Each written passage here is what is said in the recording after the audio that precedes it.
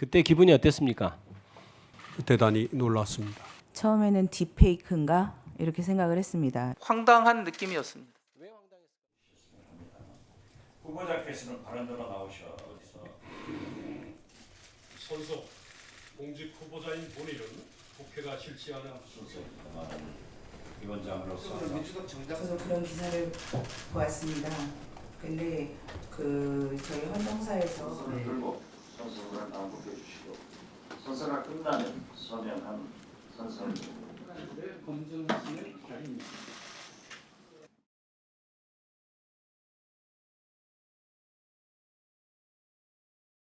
저는 또한 국가 권력에 의한 국민의 기본권 침해에 대해 엄격한 태도를 취하였습니다. 저는 긴급조치 구호의 발령 등에 따른 국가배상 책임을 부정하는 대법원 판결이 있는 상황에서 그 대법원 판결의 문제점을 구체적으로 논증하여 위헌 무효인 긴급조치 구호 발령 등으로 인한 국가배상 책임을 인정하는 판결을 선고하였습니다. 대법원이 2022년 전원합의체 판결을 통하여 손해배상 책임을 부정하는 대법원 판결을 변경하고 긴급조치 구호의 발령 등에 따른 국가의 손해배상 책임을 인정함으로써 저의 작은 노력은 결실을 맺었습니다. 저는 25년간 법관으로 재직하면서 근로자와 소수자의 권리를 보호하고 사회적 약자를 배려하며 국가 권력의 남용을 통제하여 국민의 기본권을 보호하기 위한 이론적 모색과 실무적 판단을 부단히 해왔습니다. 2010년부터 2년간 헌법재판소에서 파견 연구관으로 근무한 경험도 소중합니다.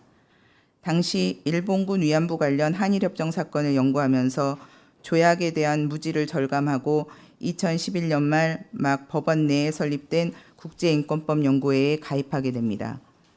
국제인권법 연구회는 장애인, 아동, 여성, 난민, 소수자 등에 관한 국제인권 규범과 판례를 연구함으로써 국제인권 규범이 재판 규범으로 법원이 인권 보장기관으로 실질적으로 자리 잡도록 하는 데 기여할 목적으로 설립된 연구 모임입니다. 그 외에도 저는 헌법연구회, 외국사법제도연구회, 현대사회와 성범죄연구회 등에서 활동을 하였습니다. 저는 법관으로 근무하면서 우리 헌법 제10조의 인간으로서의 존엄과 가치를 헌법의 존재 의의와 기본권이 최고 원리로 생각하고 재판 과정에서 공정하고 적법한 절차를 통하여 이를 실현하기 위하여 노력하였습니다. 2021년 법관을 사직한 후 약 4년간 변호사로 활동하면서 저는 의뢰인이 억울함과 고통에 귀 기울이고 이들의 권리 구제를 위한 최선의 해결 방안을 찾기 위해 끊임없이 노력하였습니다. 변호사로 활동하는 기간 동안 제 양심에 비춰 수임하는 것이 적절하지 않다고 생각되는 사건들은 일체 수임하지 않았으며 과거의 법관 재직 경력을 이용하여 이른바 정관예우 등의 특혜를 받은 사실도 없습니다. 저는 지난 33년간 법관으로서 그리고 변호사로서 많은 사건을 경험하면서 우리 사회의 다양한 목소리에 귀를 기울였습니다.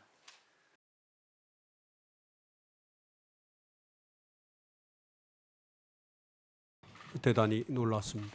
제 어린 시절에 제가 다닌 고등학교가 고려대학 부근에 있었습니다.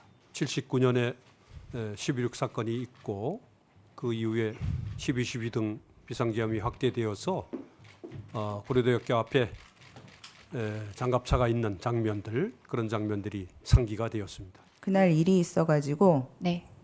좀 늦게 들어와서 네. 좀 씻고 TV를 켰던 걸로 기억합니다. TV에서 그 자막으로 네. 이렇게 나와서 저는 이게 뭔가 이러고 다른 채널로 돌렸는데 네. 그 선포하는 장면이 나오고 있었습니다.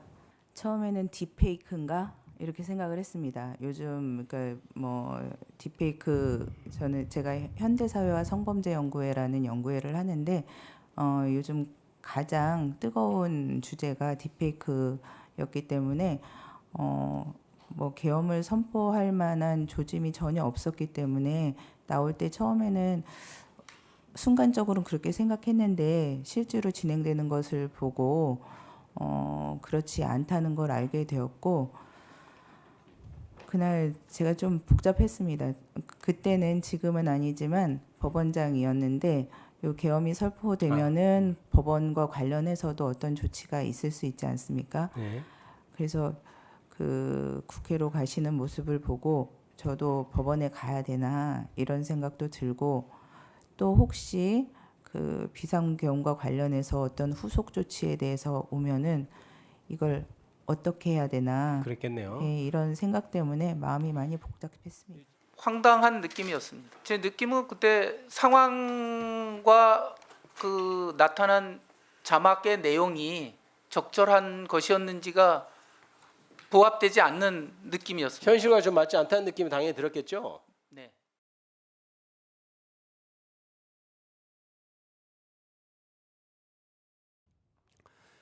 대체로 저도 국회에서 적법한 절차를 거쳐서 선출을 한다면 대통령이나 대통령 권한 대행은 선출된 인물을 헌법재판관으로 임명하는 것이 적절하다고 생각을 하고 있습니다.